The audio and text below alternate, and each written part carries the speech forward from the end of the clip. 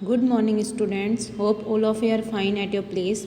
Today is 20th October 2020 and worksheet number is 46. जो आज की हमारी वर्कशीट है वो बेस्ड है एक चैप्टर से जिसका नाम है the snake and the mirror. ये आपका जो बीहाइव की बुक है उसका चैप्टर है. The snake and the mirror is a narrative story, यानी कि एक स्टोरी है about A bachelor homeopathic doctor, जो कि एक बैचलर है doctor, who is telling his friends an incident which happen in his life. वो एक अपने लाइफ का एक इंसिडेंट शेयर करता है, अपने फ्रेंड के साथ बताता है कि उसके साथ कैसे क्या हुआ. Has a snake ever coiled itself round any part of your body a full blooded cobra. क्या आपके कभी ऐसा हुआ है कि एक स्नेक ने आपको पूरी बॉडी को आपको कुंडली मार के बैठ गया हो. कोइल्ड होता है कुंडली मारना. ए फुल ब्लडेड कोबरा, और वो स्नेक भी कौन सा, जो cobra. He began with his story when one night he return to his rented room, यानी कि वो अपनी स्टोरी को स्टार्ट करता है कि वो तब की बात है जब वो एक रेंट के रूम में रहता था. एक नाइट वो अपने घर आया and heard the familiar sound of rats from above, और उसे कुछ आवाज़ें सुनाई दी क्योंकि उसके घर में रैट्स वगैरह थे, तो वो फैमिलियर आवाज़ थी उसके लिए, तो उसकी आवाज़ सुनाई दी उसको. The room was not electrified so he lighted A kerosene lamp on the table. उस दिन क्या था कि उसकी जो रूम था उसमें लाइट नहीं थी, तो उसने एक कैरोसिन लैम्प जला रखा था अपनी टेबल पे. Then took off his black coat, white shirt and not so white vest and hung them. तो उसने क्या किया, अपना जो कपड़े थे उसके शर्ट कोट वगैरह सारे उसने हैंग कर दिए. वाइट वेस्ट होता है जो गंदे होते हैं, यानी कि जो पहने हुए कपड़े होते हैं गंदे, उनको उन्होंने हैंग कर दिया वहाँ पे. Letter when he couldn't sleep he took A stroll outside and came back in front of the mirror.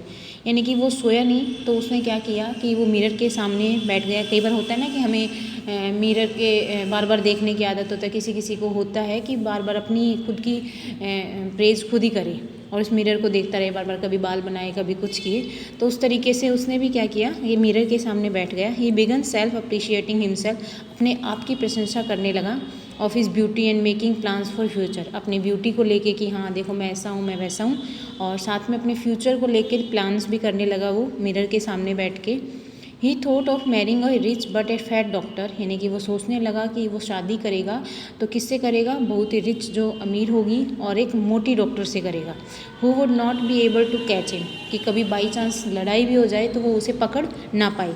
यानी कि इसी टाइप्स के उसके थॉट्स थे कि वो फैट डॉक्टर से शादी करेगा और जो रिच होगी. If anything ever goes wrong, अगर कभी भी कुछ भी होता है, गलत होता है, कुछ लड़ाई होती है, तो वो उसको पकड़ ना पाए, इसलिए वो मोटी औरत से शादी करना चाहता था. The sounds above had stopped and suddenly there was a third sound behind him but he ignored it.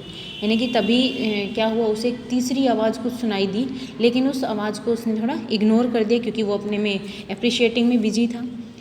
Now he was sitting on a chair and tired to look behind for the reason of the sound. अब उसने क्या किया, बैठा था, तभी उसने जब sound दोबारा सुनी तो उसे लगा पता नहीं, तो एकदम से टर्न हुआ पीछे. Suddenly a snake wriggled over the back of the chair and landed on his shoulder and it uncoiled itself around his left arm above his elbow. तो उसने क्या देखा, अचानक से जो स्नैक था उसकी तरफ एकदम आ चुका था, चेयर के पीछे था वो, और उसके शोल्डर्स पे आके बैठ गया. उसने एकदम वापस से रिकॉइल्ड कर लिया, दोबारा कुंडली सी बना ली उसने उसके एल्बो पे. In this situation when he was left with no choice, अब उसके पास कोई चॉइस ही नहीं थी क्योंकि अब वो तो आ गए थे स्नैक उसके पास.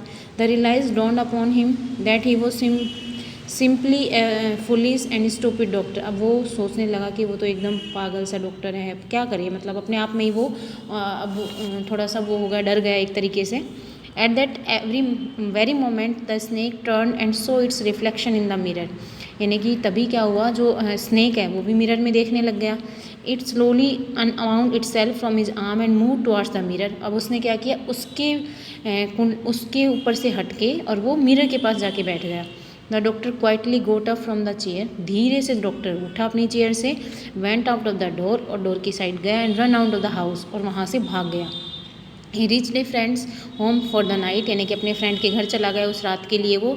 The next day when he went to collect his belongings all he got was his vest only, everything else was stolen by some thief. यानी कि जब अगले दिन वो घर में आया तो वहाँ पे कुछ भी उसका सामान नहीं था, सारे उसकी जो रिलेटेड चीज़ें थी वो सारी उसकी किसी चोर ने चोरी कर ली थी. यानी कि इस चैप्टर को जब हम ऑनलाइन स्टडी करेंगे तो अच्छे से मैं आपको इसको डिस्क्राइब करूँगी, तो आप बड़े इंटरेस्टिंग चैप्टर है पूरा।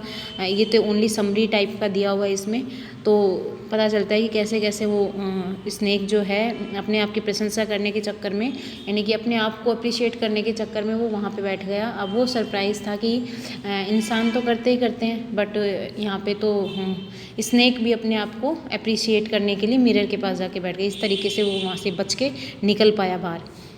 I have never seen it since it was a snake which was taken with its own beauty. उसने कभी ऐसा नहीं देखा था कि कोई स्नेक अपनी ब्यूटी को लेके इतना कॉन्शियस है, इतना सब कुछ कर सकता है।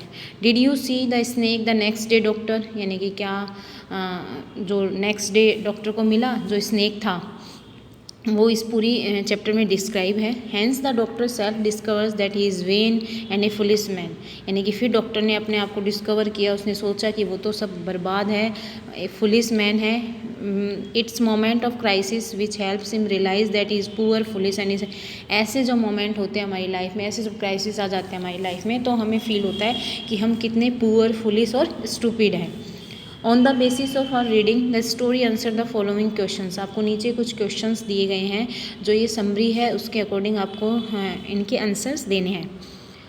What did the narrator light A kerosene lamp, यानी कि नरेटर ने कैरोसिन लैम्प क्यों जलाया, इसका आंसर ऊपर था कि वो इलेक्ट्रीफाइड नहीं था room, that's why. Second one, what familiar sound did the narrator here in his room, कौन सी फैमिलियर साउंड थी जो वो सुनता था, रेड्स वगैरह की। And C, what was the narrator doing in front of the mirror, जो नरेटर था वो मिरर के सामने क्या कर रहा था, अपने आप को अप्रिशिएट कर रहा था। D, suddenly the sound above stopped, why do you think the sound stop, अचानक से जो साउंड है वो स्टॉप हो गया, क्यों, आप ऐसा क्यों सोचते हो। ई, what did the narrator realise at this time of crisis, यानी कि जो नरेटर था वो क्राइसिस के टाइम में क्या रियलाइज़ करता है कि वो पुअर फुलिश एंड स्टूपिड है। Next, have you ever seen an animal look into a mirror, क्या आपने कभी देखा है किसी जानवर को मिरर में देखते हुए। What do you think it sees, और वो क्या सोचते हैं, आप क्या सोचते हो उसके बारे में, ऐसा कुछ।